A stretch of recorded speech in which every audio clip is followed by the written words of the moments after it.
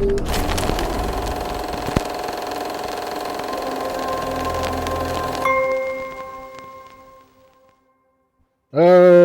dokie.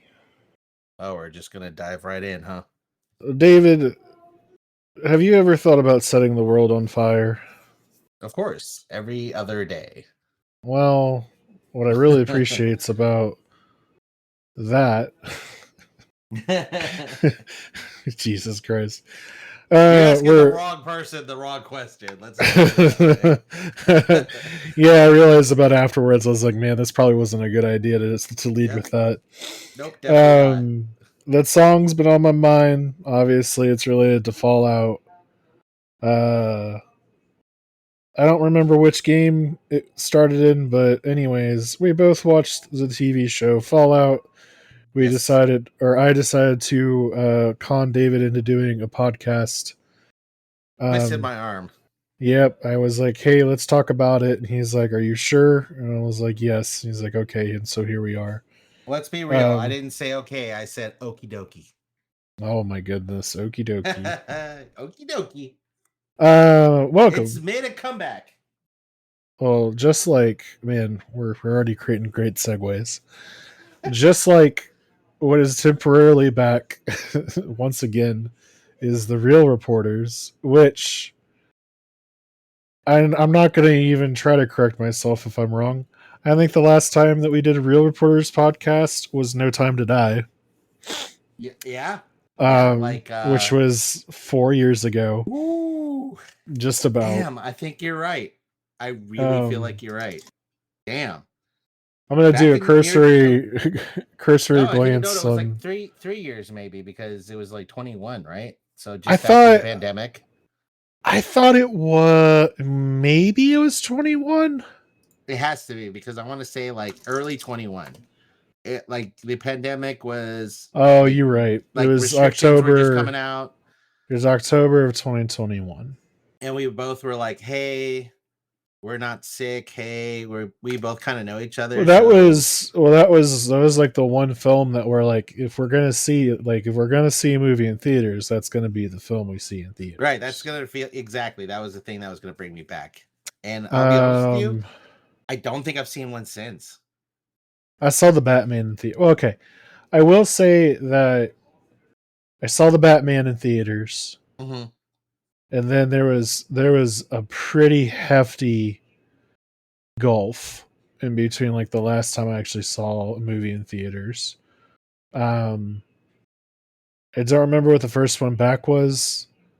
The last one was not worth it, which was Argyle. Oh God! Oh, you must have been desperate to see something. I needed to kill some time. Yep. And I was like, oh, it's from the makers of Kingsman. Surely it's halfway decent. It's got Henry Cavill in it. Let's try it.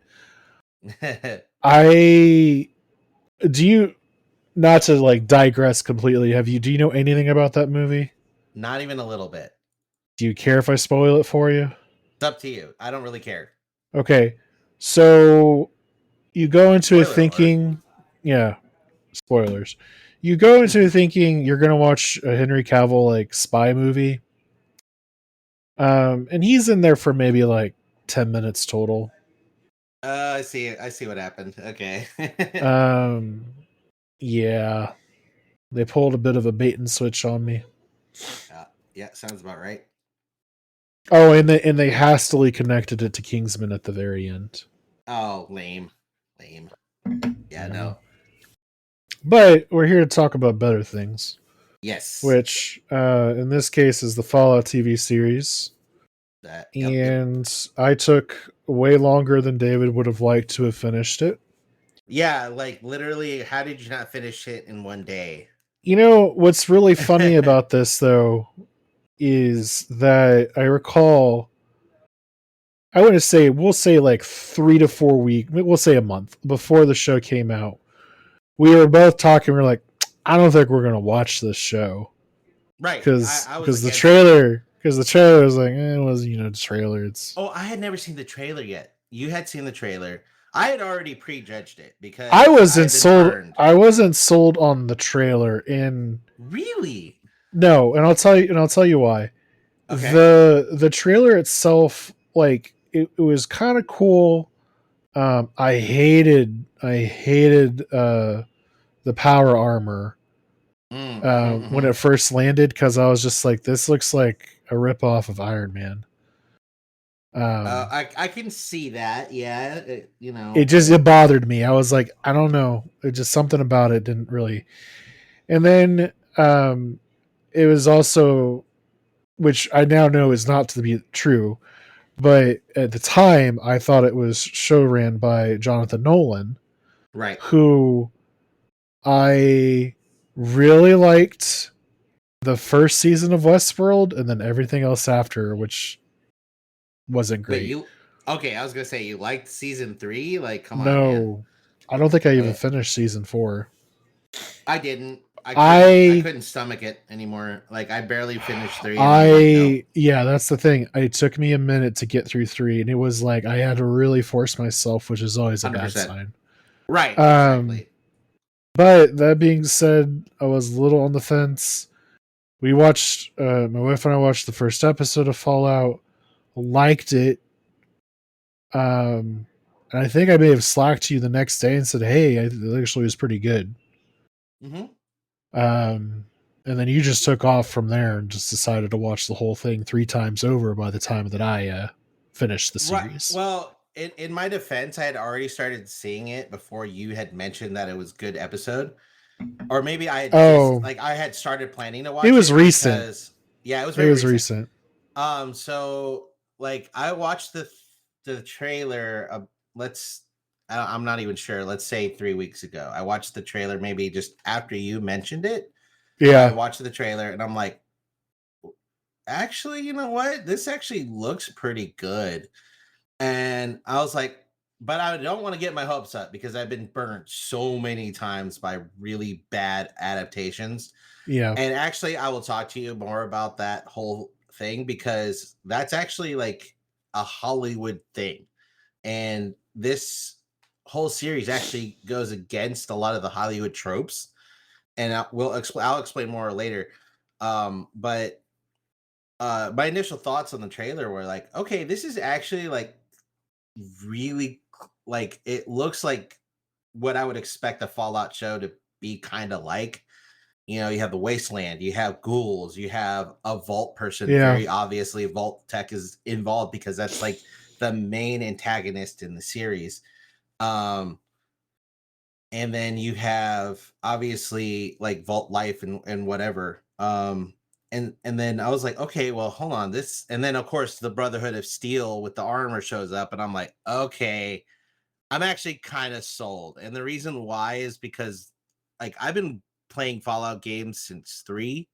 I played New Vegas, I played 3, I played 4. So I'm part of the newer generation of Fallout players. yeah. Same. I I since went back to 1 and 2.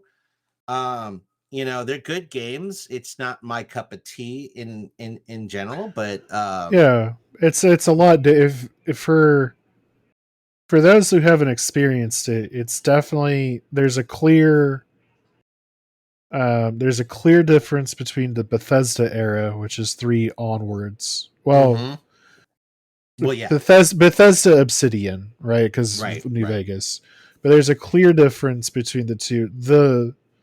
The thing that I was surprised about, because I never played 1 or 2, but I was like, I wonder how many ideas Fallout was Bethesda and how much was Interplay at the time. A Mhm. surprising amount is actually like introduced in 1 and 2, and then Bethesda kind of just iterated off of that. Right. Like, So there's an unofficial official Fallout Bible yeah, where when they were creating Fallout 3, Interplay was actually creating Fallout 3. It's a not so well known project. The name escapes me at the moment. I'm pretty sure someone might be able to comment, but there's an actual like in development before Interplay got sold and then dissolved. And they created the Bible because they were doing basically a tabletop. version of the game. Yeah. And they were playing the game, if you will, to create the story and create everything about the next Fallout in the series. Unfortunately, obviously, like I said, Interplay folded. They got sold. Everything collapsed, and of course, all those projects went away. When Bethesda took over and bought the rights to Fallout, they were able to get their hands on that information, and they utilized a lot of it. Van Buren is the name of the code name. Yes, Project Van Buren. That's correct. Yeah, yeah. Yeah. Mm-hmm. So, but So basically, they were just talking. They're saying like, okay, this is the lore, and this is kind of how we want things to be. Like, these are what super mutants are. This is what the wasteland is essentially. This is what Vault-Tec is. This is Robco and all these other different, corporations in there. So, and of course, because Fallout was like created in the height of anti-corporate sentiment, there's a lot of like against big business and against corporation lore in the whole series, yeah, including games and now obviously the TV series. and so since the TV series launched, I I tried to play New Vegas. Um, I didn't get very far, and it's not for the like technical limitations that you might think. Right. Um, so it's weird. So like back in the day, I could play uh, a game like Fallout 3 beginning to end. Didn't have a problem with it. Really enjoyed it. Um, I booted up even 4 the other day, and I was just kind of like walking around. And I was like, man, I feel kind of bored right now. And Mm-hmm. I don't know what it is. I think it's because it's the scope and maybe the size of the game that Oh, it's like maybe massive. it's just like there's too much spread out. And to be honest with you, after playing Starfield, going back, I was like Yep. reminded of Starfield all over again, and like it just didn't. It's like you play a Bethesda game in general, and you're like, okay, I know what I'm getting into, and like it just brought up Starfield memories again, and I don't know if you can tell from the way I'm saying this, I did not particularly enjoy Starfield. Um, So in defense of Starfield, uh, it's not a Starfield. Fallout 4 is not a Starfield game. Starfield is a no, Fallout game. yeah, yes, but I guess my point is like it Oh yeah, kind they haven't of changed a damn thing. it Like, kind of just like reminded me again like yep. I think the best way to put it is like Baldur's Gate 3, which we're playing through currently, right? Like I enjoy the amount of freedom that I'm given there, but Uh-huh. I still have like a story that's happening. And with Fallout 4, there is a story, but I already know the story. And like All right. I'm not really gaining much by doing like side quests and stuff. It still feels like very linear. Well, In that I sense. I hate to tell you, I don't know if you got the Game of the Year edition. The DLCs are completely different. There's a whole new story to them. There's Yeah, a whole new there thing. yeah, no, I got all the DLC when like I got this was the season pass back Yeah, yeah. then, which had all of it. And I to be fair, I haven't played Far Harbor, Oh, for that's a instance. wild ride. But I guess it was just like the mechanics and the game systems Yep. and stuff. I was just like, I don't know. It just didn't It's feel. it's dated. Yeah, it was It's also daunting. I was just like, yes. oh, do I really want to build a new character and go through all that shit again? Fallout 4 is both like a very basic, simplistic game and so vast in its scope that you could easily get lost in it. But It's a weird also dichotomy. like trying to go back and play New Vegas. Um, I'm walking around the wasteland, and it literally, quite literally, feels like a wasteland. Like once you leave the major areas of is it Good Spring? Yeah, it's Good Springs. There's New Vegas itself. It just kind of feels empty. Yep. And um, as far as I understood it, like that is literally just because the developer Obsidian didn't have the resources to make it. Like, Well, I think they did it in like 10 months.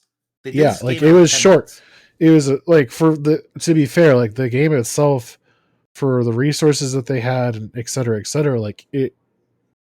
I see the potential. Oh, it's phenomenal for what they were able to pull off in such a short amount of time. Yeah.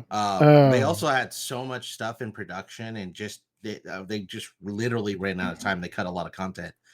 Yeah. Um, but at the same time, you also have to take into account like if you were in Arizona and if you were in Las Vegas and you were in Good Springs and the only way you can get around the wasteland is by walking, it's also a frustratingly realistic because there's going to be just a lot of nothingness if you were to literally do that walk now.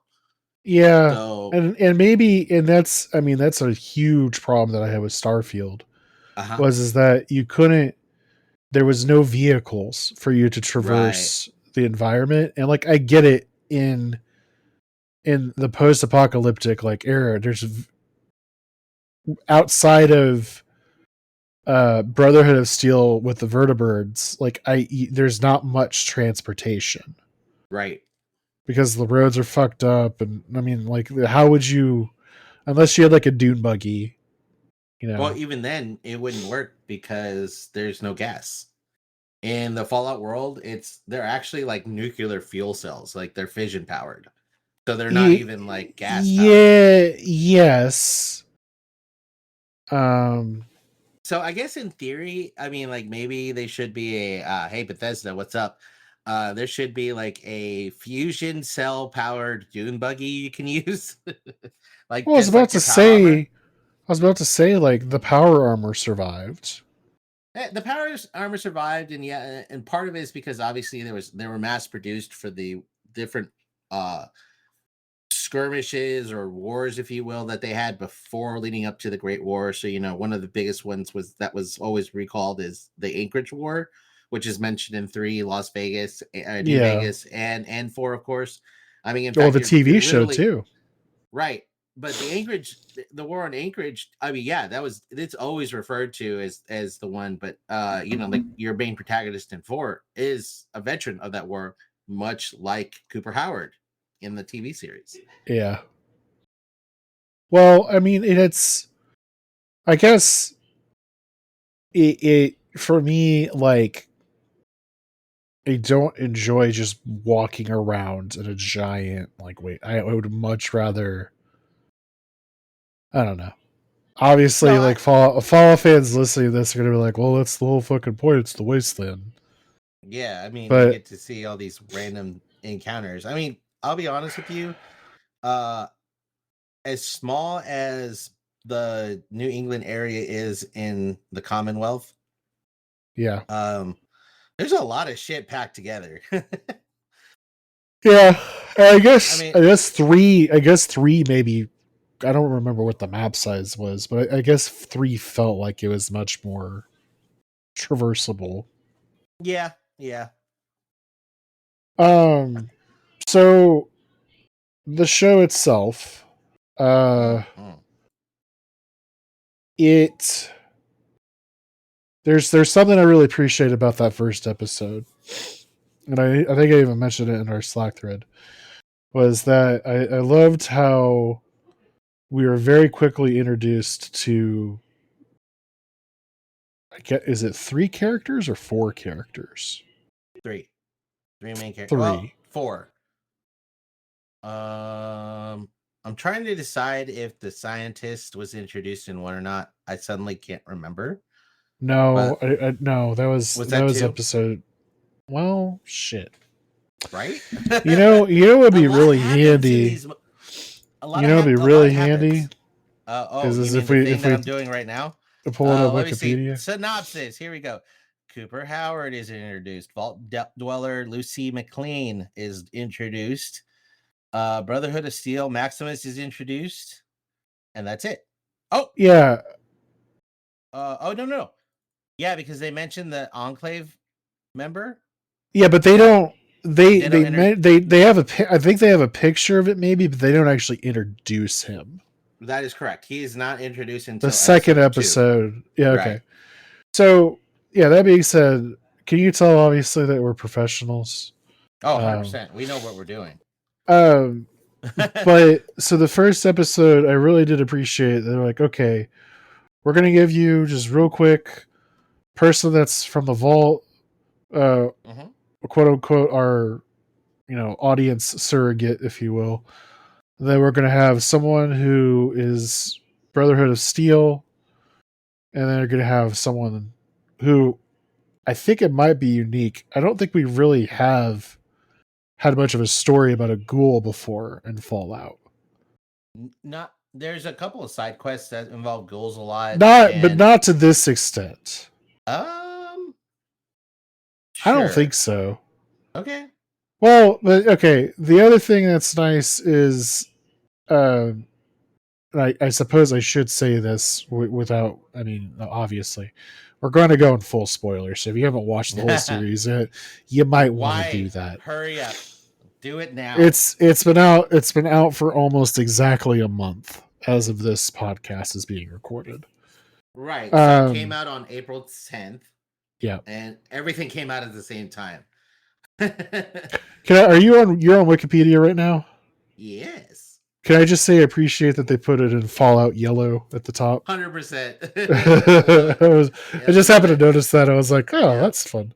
That's a gold color, sir. That is gold color. Yeah, so with here's the thing. My wife watched it with me. I know you mentioned that your wife watched the show with you as well. Yeah. I don't know how familiar she is with Fallout, but my wife has very little knowledge of Fallout aside from the fact that she knows I've played the games. And it was really, really fun to watch her and her reactions to everything, because even though I didn't know what was going on, I kind of had some lore to fall back on. And like when they first introduced the Cooper Howard, and then immediately like his daughter Janie, and they were, there was all these like I had to watch it 3 or 4 times because I needed to catch all the innuendos, all the things that were kind of mentioned that kind of bypassed me for the first watch. Like for example, at the party they were like, what's Cooper Tower doing here? And you didn't really get the sense that he was somebody famous outside of the fact that he looked like a rodeo, like a child's entertainer. See, I don't know. Like I got that. Really? And then the thing that I didn't get at first was the thumbs up. Like why he didn't want to do that. But now let me rephrase that. You have watched this multiple times now. Correct. Yes. I've only watched it once all the way through. So at that time, I didn't understand but as soon as, I mean, obviously later episodes. It definitely reveals what's going on. Yeah, and not but even also to the full extent, to be honest with you. But I mean, I don't know if it's not the Pip-boy. That's the computer. Is it the Fallout guy? Is that the best way to say it? He's the Vault Tech boy. Yeah. Okay. Vault Tech boy. So like, they basically gave a backstory for that. Now I don't know how heavily you were watching the credits. For each of these episodes, you might. I'm not telling you to go watch it again. I'm gonna now. But there's actually someone was pointing out that there's billboards that has Cooper Howard doing the thumbs up. Yeah, because if you saw one of the in one of the episodes, I think it might have been 3. He shoots the damn. He shoots a billboard with the Vault Boy on it, and the Vault Boy's face suddenly peels off and it reveals his face, Cooper Howard's face. So they're like, oh, that's when I really got it. Yeah, well, and I guess it's because I mean, as we find out later, like he basically was like, "Oh fuck, I know, I know we're skipping ahead," Oh but yeah. he's like, "Oh fuck, you guys, Vault-Tec is like actually evil, and I don't want anything to do with him anymore." Well, like he didn't even really cut. So here's the thing: like he Cooper Howard is a military man. He's a veteran of the Anchorage War. You know, he has bad feelings about the power armor, especially Model T-45. And it plays into it later. But what was really fascinating is that he actually was very much behind Vault-Tec because his wife worked there, and his Right. wife was becoming an executive early in the series, and then eventually we find out she becomes like basically one of the top executives of Vault-Tec, and in an effort for her daughter and her husband to be part of vaults, being part of the vaults. And you know, it's obviously we've kind of alluded to it, but essentially we find out that there becomes a little bit of mistrust because Cooper Howard meets another character that has a fascinating story, and we will call her Lee Moldaver. And Moldaver apparently was in the pre-war world at one point, and she Which, started the okay, whole. okay, I not to dive into plot holes, Okay, but with her specifically, right. it's obviously the same person that knew Lu- God, we haven't even talked about Lucy yet. That sounds disrespectful. Um, okay, yeah, let's. I'm gonna hold on to that. Let's Okay. talk about Lucy. Yeah, Lucy, the vault dweller. Um, I'm just gonna say right off the bat that this could have gone one of two ways. Hmm. She could have been very annoying, Yes. or she could have been exactly what she came off as in the series. Just very, I would say, naive in the first episode for the most part. Hmm. And then by the end of the series, she is pretty Badass. fucking dark. Pretty fucking dark. I'll be honest with you. I She's gone through disagree. some shit. Nah, She's definitely gone through some shit. But I'll tell you what, you know, she has definitely been one of those kind of people. Like she hasn't fully been corrupted by the wasteland. She is definitely more wary as a person, but yeah, there's been plenty of instances throughout the episodes where she could easily done a made a darker choice, if you will. Just like a character in the sure. Fallout games, you have options, and she had options. She, like, for example, when the ghoul takes off her thumb or her finger, she then ends up getting sold for drugs, essentially. Uh No, her she somehow, organs. right, well, she got sold for Oh, drugs. They yeah, took her yeah. You're organ, they right. were trying to You're take her right. organs, Yeah. but you know, she got out of it. She got out of that whole situation, and she still brought the drugs that keep the ghoul as a sane, uh you know, non-feral ghoul. Which is uh interesting to me. yes, that's definitely a new thing for the lore. I was about to say because I don't remember that. Like we have feral ghouls and non-feral ghouls in the games, Right, but it's right. never explained that they have to have something to keep them from changing. Well, here's the thing, and this is kind of like I've listened to some theories about this, and there's one theory that really makes a lot of sense. And one of the theories is obviously this kind of takes, you know, like the ghoul or Cooper Howard or whatever, whichever character you want to call him. He's been alive for over 200 years. He's been alive since 2077 when the Right. bombs dropped, right? Right. So there's a belief that basically only a very few select amount of ghouls in the world actually know that there's a way to stay sane. And, you know, that this serum, if you will, or maybe this drug, we're not entirely sure exactly what it is. But this drug is able to keep him in a state of a cognate. He's like himself. And we saw one of the ghouls go feral because he didn't have a vial and he couldn't get a vial of this wonder drug. And I'm guessing like, oh, because everything else kind of takes place afterwards. So like Fallout 3 takes place, I think I might be wrong, but double check. Fallout 3 is kind of like after Vegas or maybe just before Vegas. And then Vegas happens, and then the series happens, and then Fallout 4 happens. So somewhere in that timeline, most of the ghouls lost that knowledge, or most people lost the knowledge that that serum or drug keeps ghouls sane. Yeah, maybe I don't know. Maybe there's just because it's definitely new. Uh-huh. And it makes a lot of sense because like they're in the West Coast. Obviously by the time you reach East Coast, like, it's later on in the lore. It's, not all that same information might be there, so it could get really kind of like confusing. But I have a feeling that, because Cooper Howard or the Ghoul has been around for so long, he knows how to stay sane with that serum. And he very, very adamantly keeps a lot of that stash that he was able to acquire.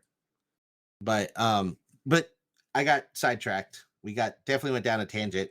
But Lucy had an option to not like help the ghoul at all, but she did.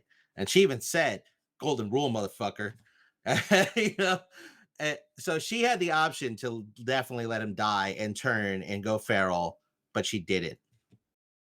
Well, so I'm reading this also. Um, it, so there was an IV bag in the beginning of episode 1 that was Yes, he like was getting fed something. so. Assuming we're assuming it's the drug. I think it actually might be Radaway It's possibly. I don't know if that would because affect ghouls because they're technically well, irradiated. yeah, but if you think about it, like what's the thing that leads if we look at the game, even like feral ghouls look like they're a little bit more irradiated than a normal ghoul. Yeah, and then of course, yeah, and that's that might be true. That could be a So thing where it's actually maybe the Radaway. rat like, and this is obviously, this isn't my theory. This is what I'm just reading. I'm just trying to say this makes sense. The Radaway is keeping him in its current to where the it's not enough to irradiate him so much that he loses his His brain. I sanity. guess, Yeah. yeah. Now the chems that he has, I think that might be Jet. It's no, because you saw Jet in the first episode when the Raiders attacked, and you saw one of them literally. It's like an inhaler. Yeah, but And he was using an inhaler. was he? I thought it was like a syringe gun a thing. No, No, it wasn't a needle thing. no, he. So I could be wrong. The like the bottles that were like preventing The him from turning vials. into, yeah. Yeah. I think that was just straight Radaway liquid, and he was just drinking that, and that's what that was. But I think he also has a chem addiction Oh, as definitely well. does. Yeah. So Jet would be the only thing that would do that. Well, yeah, because buff out's kind of like in theory supposed to be like pills.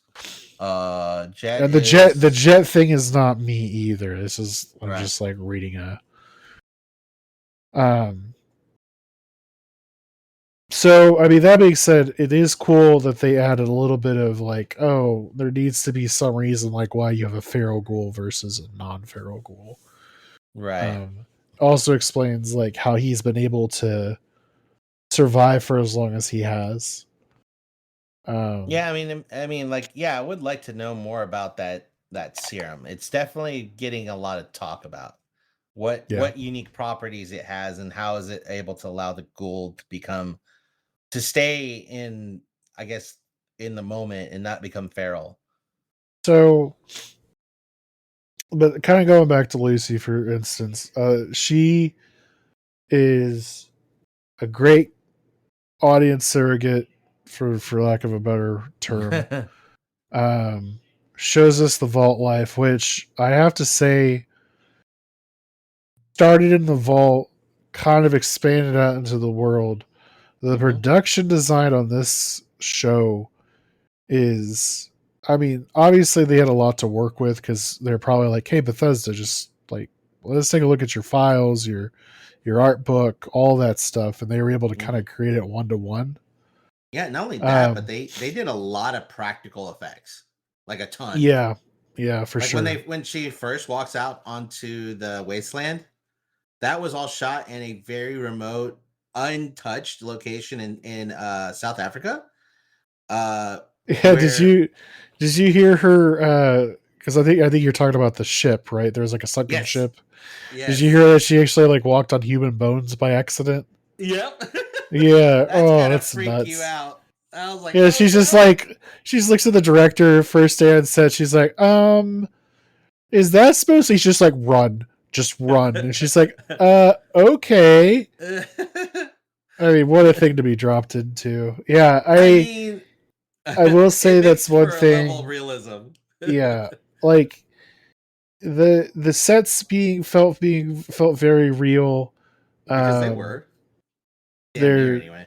yeah, the makeup prosthetics looked really great for especially like for the ghoul. Uh-huh. Um, Now there is one thing, and I'm gonna, and this is kind of, and I put the video in our chat the other day. I'm gonna start really taking a closer look at what is CG and what's not CG. It is definitely harder to tell. Well, Uh, there's because there's a long standing stigma mhm. of like what we think of. Okay, we know that that's bad CG. We know it looks Right. really fake. It looks really bad. Um, The Last of Us is another show that I would probably compare to Fallout in that it was a really well done video game adaptation. A lot of people are like, "Oh, it's because they made everything for real and everything was practical effects." No. The clickers that everyone, I can't tell you how many people are like lifting. Are like, "Look at those makeup and prosthetics, look so fucking good." Completely CG. 100%. Well, here's the So thing. I don't think it had anything to do with what made the show great is the fact that for one, uh apparently Jonathan Nolan, he he literally just went, I'm going to take a year off of doing shows and stuff like that. So he took a year off apparently from doing like Westworld, and he said he spent a better part of a year playing Fallout games. And apparently that's kind of what kind of made him decide, hey, you know what? Let's try to pitch this thing. Let's try to make a Fallout series. That's kind of what supposedly started the whole thing.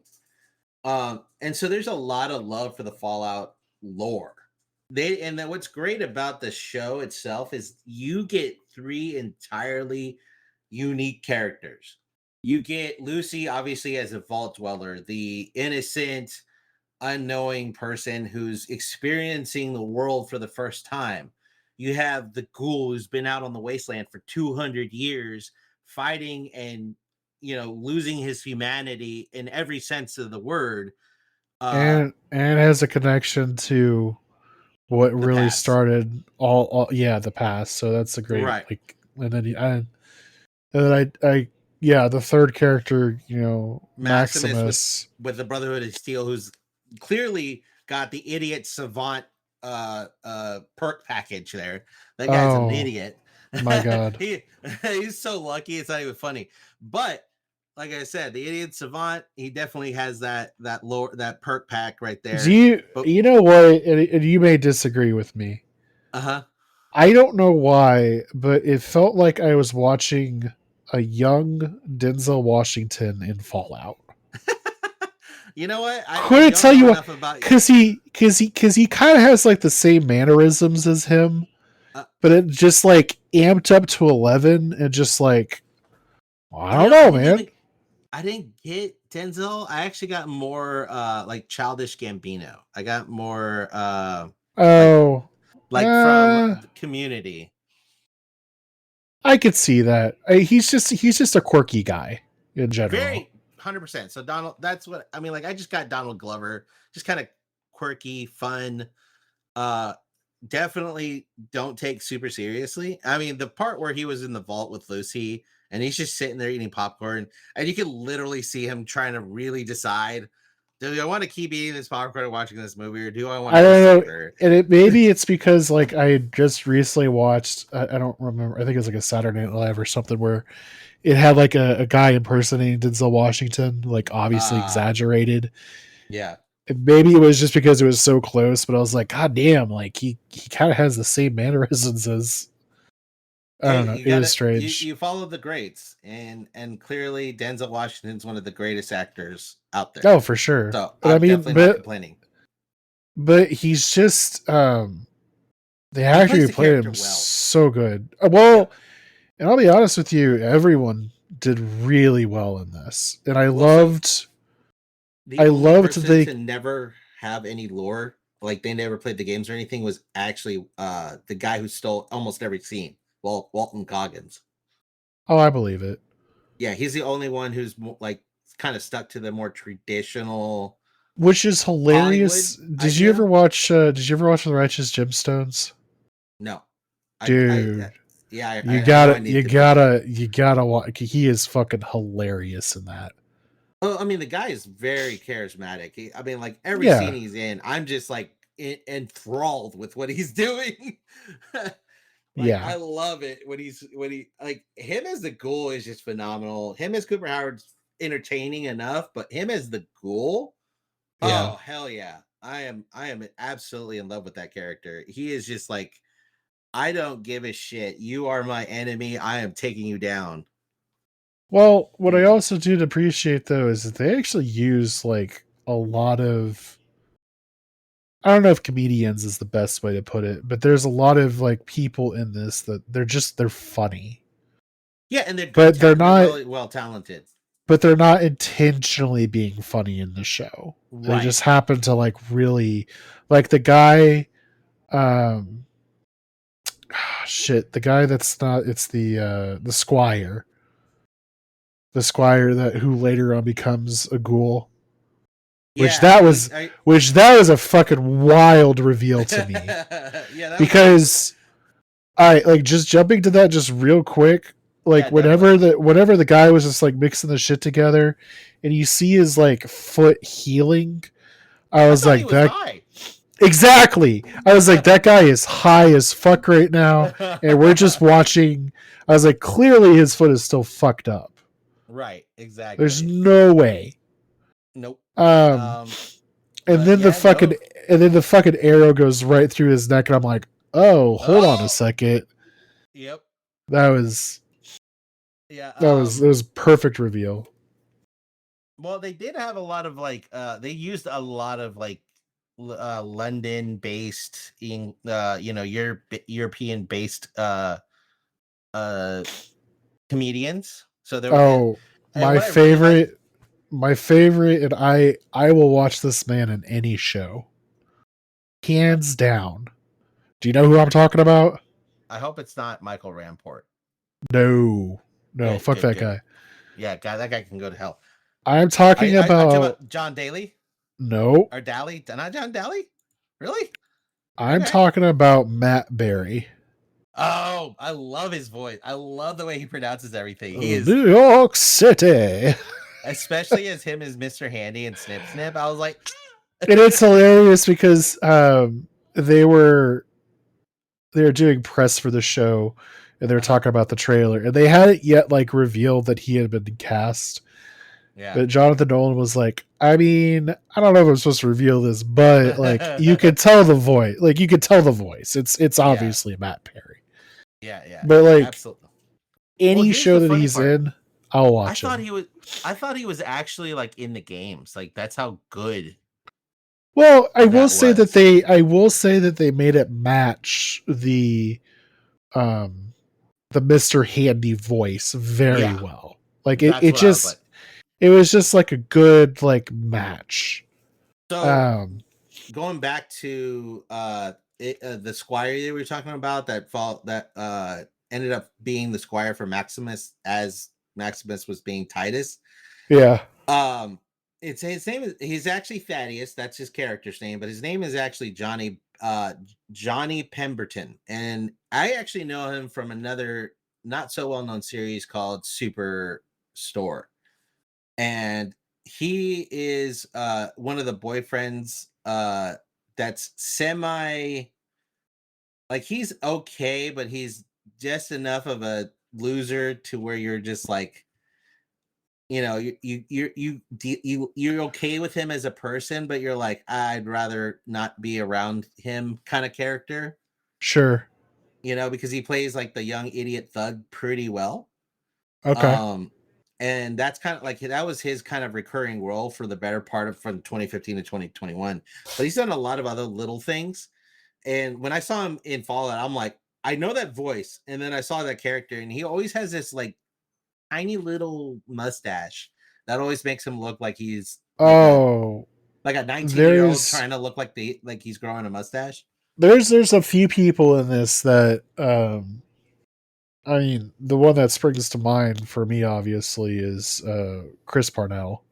Oh, I love that. I thought that was But nuts. you know, it's really funny. First That episode we're wasn't watching. CGI. Did you know that? That was a practical No, effect. They that was surgically removed his eye. no. They fuck off. You had me there for a moment. I was like, a prosthetic, maybe? That's kind of cool. Um, that would be a bitch to act in, but sure. Um, so we're watching the first episode, and Julia paused it. She's like, "Yeah, this is the like party scene at the very beginning with Cooper Howard." Yep. And she's like, "Pause that a second. Go back." He's like, "Is that Fred Armisen?" I said, "No."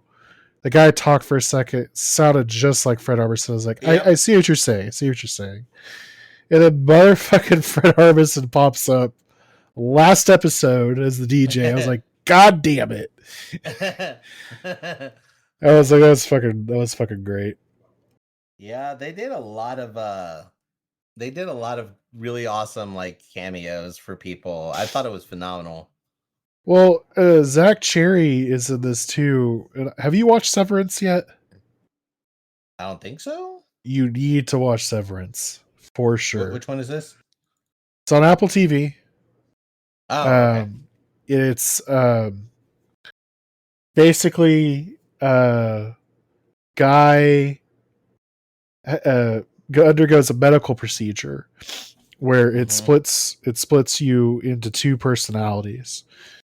And I'm butchering this explanation, so I'm sorry. But Okay. basically, while you're at work, you have your work Ow. half. Mm-hmm. Once you leave work, you switch into just your normal, and they don't know what each other is doing. Fascinating. Okay. And it's a very controversial like procedure. But basically, the only reason he underwent it was because he's like, oh, I need to. He loses his wife like in a car crash. This is like first episode shit, so you're not gonna.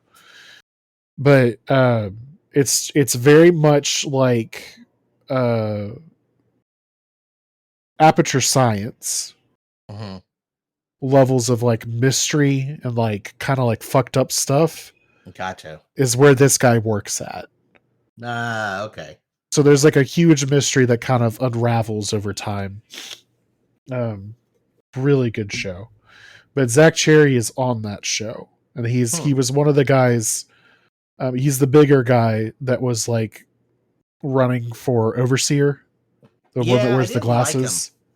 I did not like him as a character. I mean, clearly the actors doing what they do, but yeah, I think Woody, I think is his name. Yeah, I hated him. I immediately hated him. I thought he was like a loser and a weakling, and I'm like, this jackass makes overseer, I'm gonna riot because I was like, this guy is such a weasel. So that's But I thought of that the same way of Lucy's brother. oh yeah, I hated Lucy. I mean that's intentional. So I will say that it was very interesting um when it's kind of the first episode when you find out that raiders have like invaded vault Right. 32, because that was a cool concept, having three vaults kind of interconnected. I wasn't expecting that at all. I was like, what? That's new. Well, and that's the thing, like, you know, I knew going in, and even Julia kind of knew to an extent because she knew about Gary from Fallout 3. Right. She knew that like some of the vaults were running experiments. Yep. My So wife did not. So when it was revealed that there's three vaults kind of going, I was like, that's sus. interesting. I was A like little sus. sus. Yeah. Very sus. But Um but the first one, like we're in 33 with Lucy. I was like 33 has to be the control. That's what I immediately thought, because like obviously there yeah, wasn't anything. 33 for like the good part of the first episode. I was like, this is like the golden vault, if you Right. will. Like there's not 100%. a lot going wrong. And my first immediate red flag is whatever the people from what we'll call it quote unquote 32, they come over during the marriage, and I was like, man, they're kind of eating the food weird. They're They're acting, dirty. yeah, they're acting as if like all of the things are new when technically it should still be the same. Like their vault should Yeah. still have the same stuff. So that was weird. Yeah, I was definitely Once, there's I was actually, because of all the tattoos, and that's what threw well, me. once her quote unquote husband like stripped and you saw the scar, I was like, I was oh. like, yeah, I was like, something's weird. And then it's obviously after they, I guess they had their wedding night. He wipes himself on the on the. I was like, oh, that's gross. And I'm like, wait a minute. Yeah. And then, of course, obviously, shortly after, it's revealed that he's irradiated. So, Yeah, which kind of bothered me a little bit, that you would think their Pip-boys would just start going off. yeah, but a lot of them didn't wear. Yeah, you would think exactly. So I don't remember seeing any Pip-boys though during the celebration. I felt like that all were wearing them though. Maybe not. I don't know. I could be wrong. I wasn't really paying This that is close one of attention. those. This is one This of is one those of the reasons why things. I need to watch a fourth time. Oh, This is why. Jesus Christ. Um. Yeah. So like, I did really enjoy the three like disparate storylines. Um. Overall, the one thing that I want to say I appreciate most about this series is that it is not an adaptation of an existing game. Well, which is why it works so well, because Fallout is all lore based, and every single adaptation to the series, arguably Shelter, but everything else all kind of followed the lore, Well, and they all and I take will place in tell different you, areas. but I will tell you what really worried me before they were doing press for this. Uh Todd Howard kept saying, "Hey, this is essentially Fallout 5." And huh. anytime you move to a different medium, Yeah, and they're like, "This is the quote equivalent unquote to another. Yeah. new, like the sequel or whatever, blah blah blah." Harry Potter and the Cursed Child, perfect example of this. The marketing for that book, you flip that book over, it says this is the eighth Harry Potter book. Oh Fuck man. you. Right. It's not. I could go on about that for about 3 hours about how much I hate that. But Well, I know anyways, Todd's rolling in his grave, so let's not do that. but anyways, that's the one thing. Like I loved The Last of Us, the TV series. I thought it was a great adaptation, but the problem is I didn't feel like I was really getting a new story because it's not. Like that's just not how they decided to do that.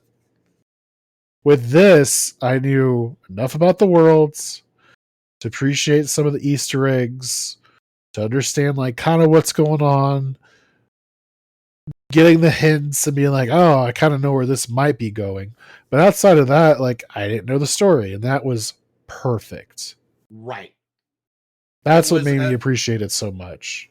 to me, I would say it was definitely not like Fallout 5. That's a stupid thing for Todd Howard to say, but it's Todd Howard. He's not a very smart man. What I would say, this is the best way for me to describe the TV series. It is a love note to the series, Yeah. to the games. It is very much a it's very much carefully handled with the lore and the timeline. It's very much an homage to Well, the games. we'll get into the timeline part in a second. Oh, I Let's do might it. get a little. Well, okay. Let's do it right now. So, Sandy Shores, Right. is obviously blown up by the time that we get to this in the story. Now, I'm gonna do something here because I need to pull out my Fallout canon timeline. Let's just Right. So we'll just say all the in 2077, the wait, hold on, not 2077. 2771 was the bombs drop, right? Fallout which I lore think. timeline. I mean, I think you're on the same page I am. Probably. First one I clicked. 2070 blah blah blah. So all right, here we go. Blah blah blah. Hold on. 2075. Skynet becomes self-aware according to the Fallout Bible. Right. So that was the problem with 2. So in Fallout 2, there was a lot of tongue-in-cheek. Oh, I know the TARDIS is in there. Yeah, so there's a lot of tongue-in-cheek pop culture references, which kind of pissed off and detracted a lot of people from that. So 2 is kind of iffy on whether or not it's real or not, a true part of the lore. So yeah, I'm not surprised. So 2077 is technically when the bombs the first bombs dropped, right? So that's when the Great War started for about 3 hours and then ended. Yeah. So there's I'm just gonna kind of because there's a lot to fucking read here.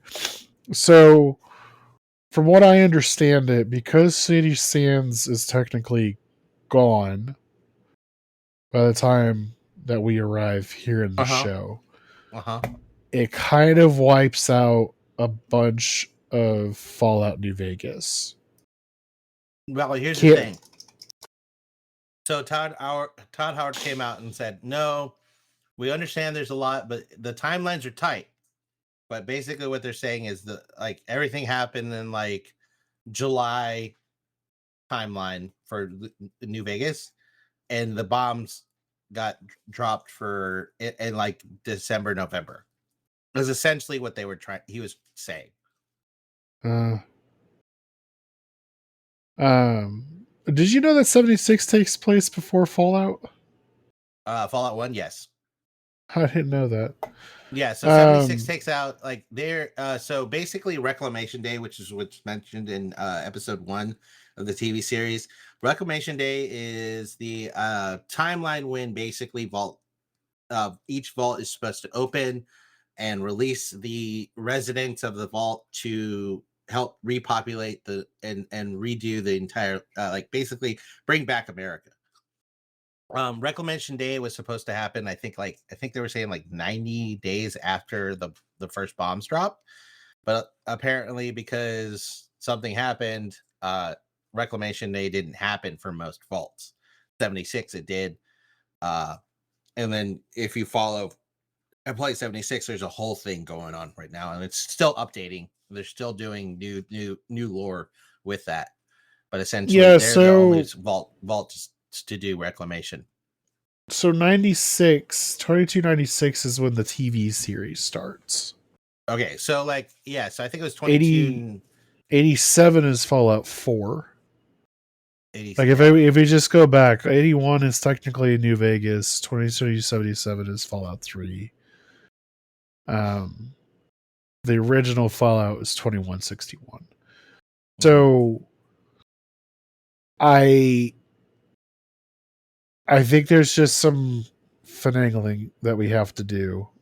It's tight. Well, that's what they I were could see saying. it working. And here's the thing about timelines in general. Uh Yeah, I don't really care. You know what I mean? huh. Like here's the thing, face value, and I'm sure someone's going to be mad about this, but if you were to tell me that Fallout 3 happens in year X and then Fallout 4, I was like, does it really matter though? Like, Because they're all in different areas. For all I know, they could literally be happening at exactly the same time, and I don't uh-huh. think it would matter. Well, ironically, New Vegas and Fallout 3 kind of happened really similar in the similar timelines, like a similar year. Oh, I think they both. 77 versus 81. There's like a Mm, 6 year. I'm looking at the chronological fandom oh, chart. I think in It 77 is when Fallout 3's father, the Lone Wanderer's father, starts the thing. Yeah, I don't know. I think so. I'm looking at a more My point complex is timeline, but yeah. though, like it doesn't, to me, it doesn't matter about the timeline. Mm-hmm. Like obviously, uh 200 years, they kind of take that into consideration of like when the bombs dropped. We Right. like it follows roughly the same timeline. So apparently though a lot of people were upset that New Vegas's like timeline was like wiped out by all of this because I think Well, here's the thing: they were very shitty. vague. So they were super vague about that. But the fall of Shady Sands starts towards the end of 77, and Fallout New Vegas, I believe, ends somewhere in the second quarter of Oh, hold on. 77. Todd Howard confirms that Shady Sands was in fact nuked after the events of New Vegas. Right.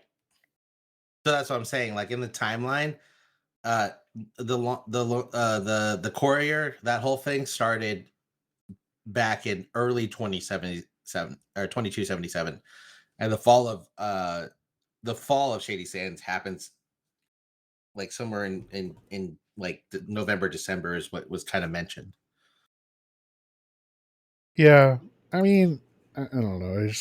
It's definitely convoluted, but I mean, yeah. So that timeline is dope. Obviously teased though at the very end.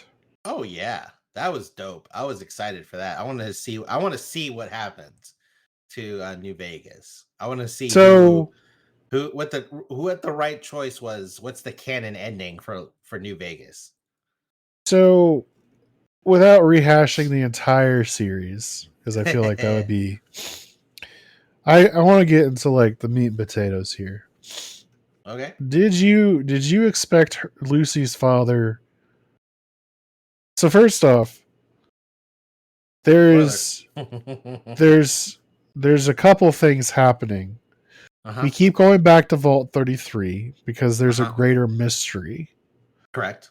Which People from Norm is the main 31, character for that. right? 31 people from 31 are handpicked to be the leaders because they're buds. We didn't know that. You know what? You know what's really interesting? Uh, what's his name?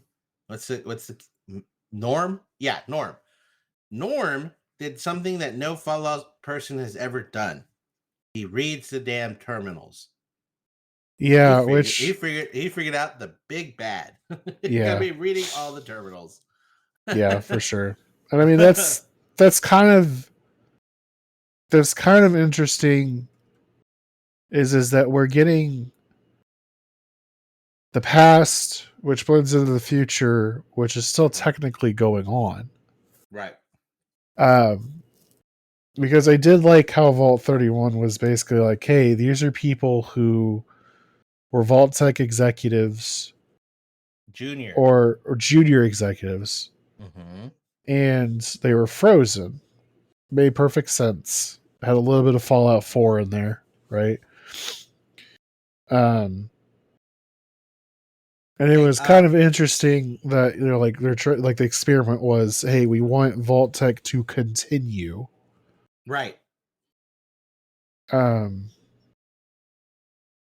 so I mean, I just loved the different like the mystery in the box that was still revealed by the end of the series or season, I should say, this season.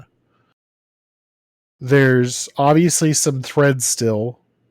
Um, like, is Vault-Tec still technically around? No idea. Um, It's alluded to because at the end of the series, the last episode, Cooper Howard had it's clearly a crack shot. He's a marksman. He grazes Hank in Lucy's father, and knows Hank is from the past, and they know each other. So he knew immediately. He knew that Hank would run to his masters because he's not a. He was a junior executive. I think he. I don't even think he was. No, he was an executive assistant. Like he wasn't yeah. even a junior executive. So he was an executive assistant.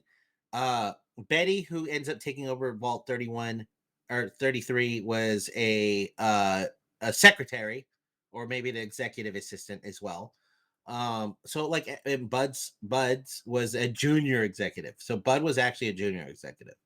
Yeah, so one plot hole that I wanted to talk about just right before that. Let's Moldaver. do it. So she was obviously from the past. Who's she? Moldaver. Moldaver?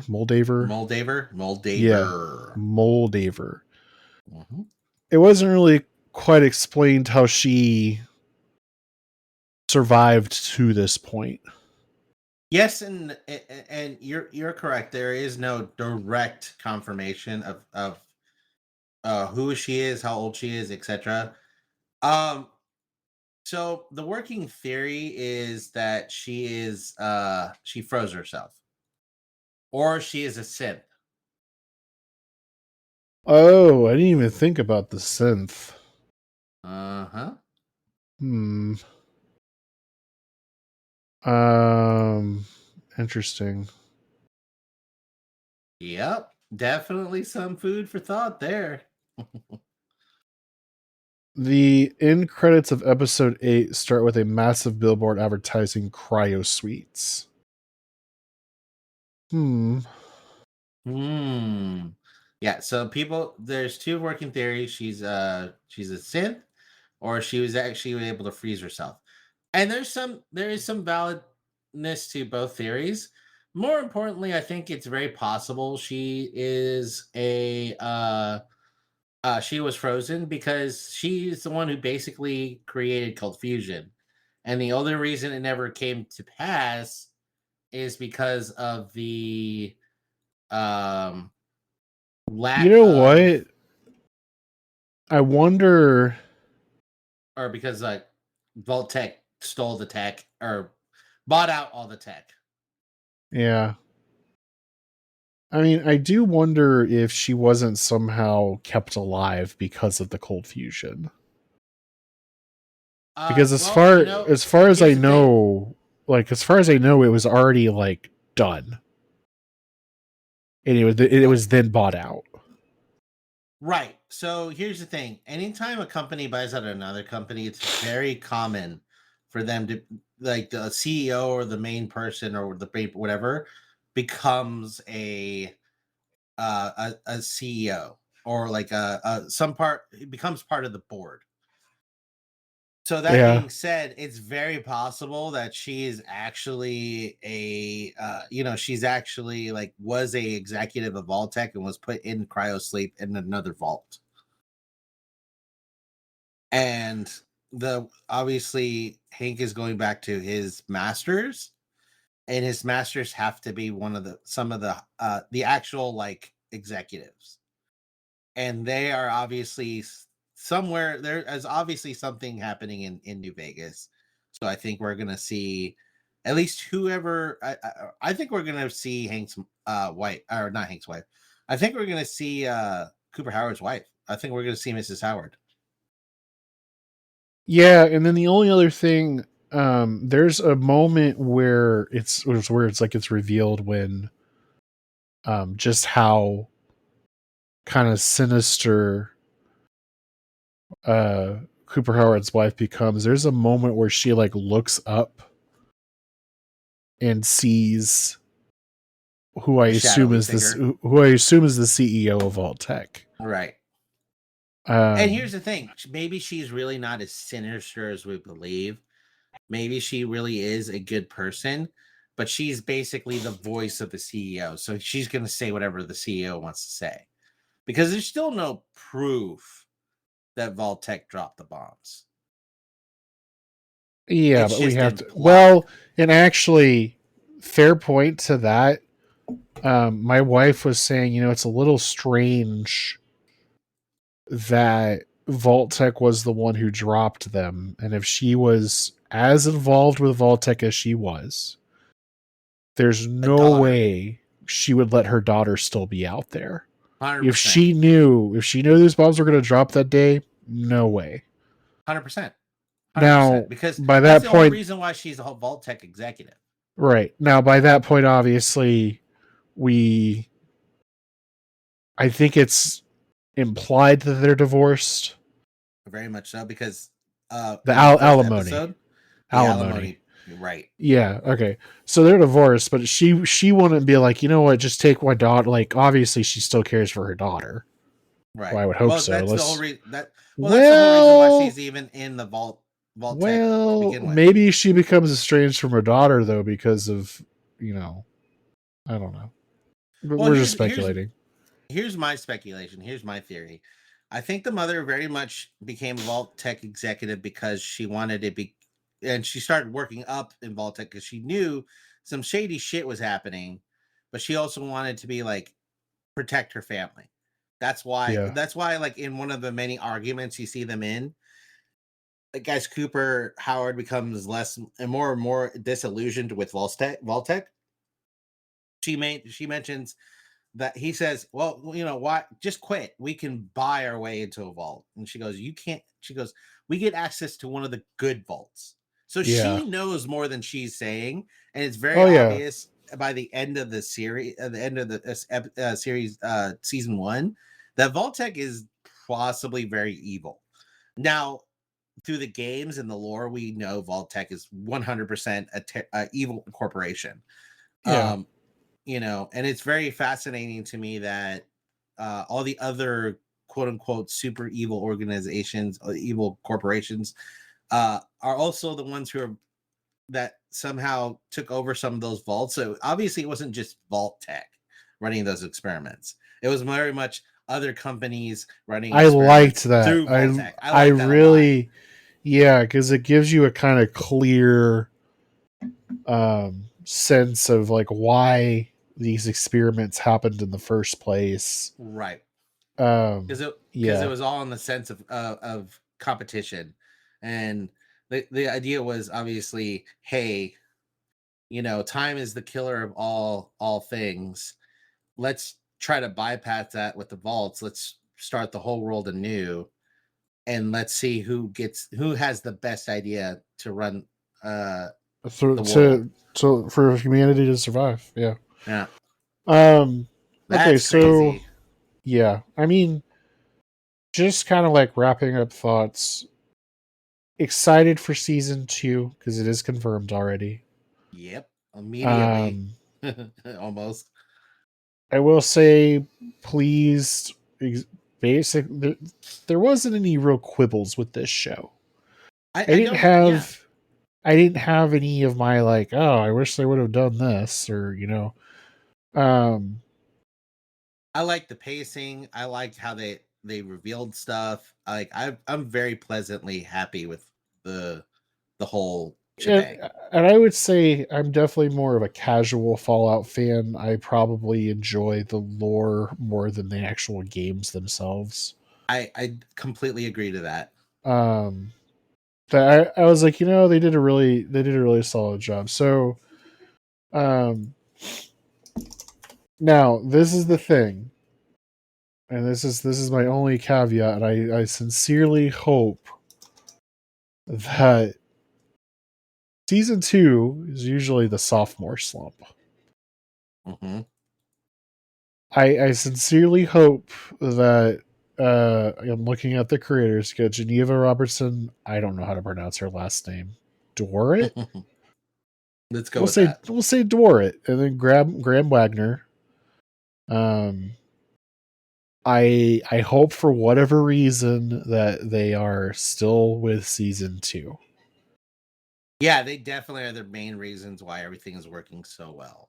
because certain cases you've got showrunners that are like, you know what, it's not going to work out. I'm going to move on to something else.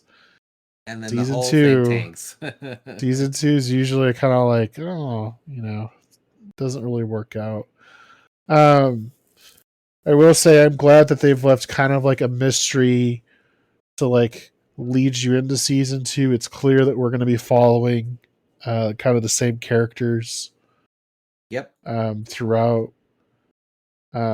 Yeah, I just um, I don't know if this is the best way to say it, but I feel like with this show, The Last of Us, dare I say, the Super Mario Brothers movie, um, we're living in a pretty good time for video game adaptations. There's I some think misfires. There's definitely still some misfires, yeah. I but think I think the general idea, like the general consensus that, Hollywood is knows better than anybody else, and to hell with the fans, because that's very much the thought process behind a lot of uh adaptations. Is yeah, we're not gonna know anything about the lore. We're gonna follow our own path. I think obviously, the people who really, really enjoy the show, are the fans of the series. And even then, it's really not just necessary fans of the game, it's fans of the lore, because I I absolutely really, adore the lore. I really hope that this is um, a shining example of executives need to stop making the creative calls. Let Yes, like trust your creative people to do the creating.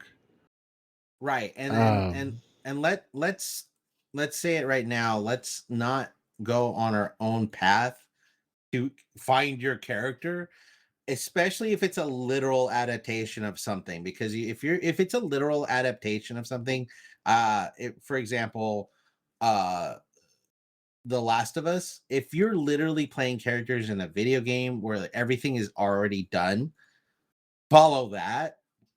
Don't deviate, because if you start deviating, you're gonna piss off a lot of people, because people like watching these things because they want to see a live action version of what they experienced in the game, you know. And with Fallout, you can do that while staying true to the lore, which is what I love about it, because the lore itself is an entire world. You don't have to yeah, have you don't have to follow those characters. And what I think they should have done with The Last of Us was completely forget about all the main characters, and created a whole new story with that lore, because that world is a fascinating world. yeah, But we didn't have to see Joel and I can't remember her name. Ellie. Ellie, thank you. I was going to say Emily. um, we didn't have to follow those two, and I think that was a bad call. Yeah, and I And mean they changed certain aspects of that story to make it a little bit different, but it's still like I knew how the end of it, like just like how season 2 is going to come out. I think they're doing 3 seasons of Last of Us. They're mhm. they're breaking up part 2 into 2 seasons. Okay. Like I already know the overall like storyline, and that was a really hard storyline to get through. Right. Like I had to put down part 2 multiple times over It multiple years to finish it. it's a very tough story. It's a very Yeah. tough story because there's a And it's lot of not to fucked say up shit in it. not and it's not to say it's a bad story. No, it's just very dark. It takes you into a It's very dark mental state. if you are in a depressed mood and you have anxiety about the world in general, probably shouldn't play that game. No, please don't. Um yeah, no, this was definitely a fun time. I'm looking forward to season 2. Um Absolutely. I want to see more of the ghoul. I want to see more of the ghoul. yeah. Like that gun of his is so fucking ridiculous. Oh yeah, 100%. Um Now, on to the other matter at hand. This is not something I've Mm, talked to you about. let's do Um, it. really enjoyed doing this episode of Real Reporters. No. Um, I don't know. I'm putting that into the universe potentially without a firm declaration. I don't know. Maybe we do something like once a month. Yeah, Maybe. I mean, if we can find something we can both agree to watch, I'm totally down. Because Uh, I think doing it weekly, little hard. Doing it no, every other no. week, little Not only hard. that, not only that, but like I'm still not finding enough out there in the universe to watch. Yeah, Um, it's I mean, especially because of I mean, and I'm not trying to blame anybody, but like the writer's strike definitely put a halt to a lot of things, and I think that's part there's of the like right now, for example, one of my favorite series right now is The Rookie, and I love watching The Rookie. It's a great series, but there's definitely a lot of we only have 6 episodes or however many episodes they did for an entire season that normally has like 20 plus episodes. yeah. um they have like half or a third of that, and it's understandable because hey, these writers and these people that create these shows 100% deserve to be rewarded, and they 100% deserve to be earning exactly what they're worth, and they Yeah. haven't been. And I'm very happy to know to say that everything is back to where it should be. People are doing the things that they're passionate and love to do, and it shows, and it very much translates in the shows.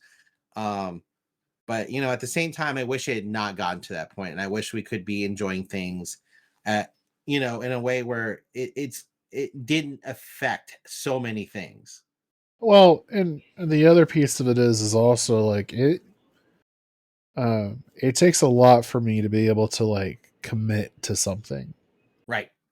Like I can't tell you what it is now, but even like video games, if it's like 4 hours long, that is as Oh, long I'm as I breaking it want it up to in be. 30-minute things. Yeah, Yeah, like but that's the thing, like anything beyond 4 hours, 5-hour games, like I'm really not that interested in anymore. Like it I got you. doesn't I don't need it to be a 70-hour game. That's almost too much for Agreed. me to like to get through. And it could be just a product of getting older.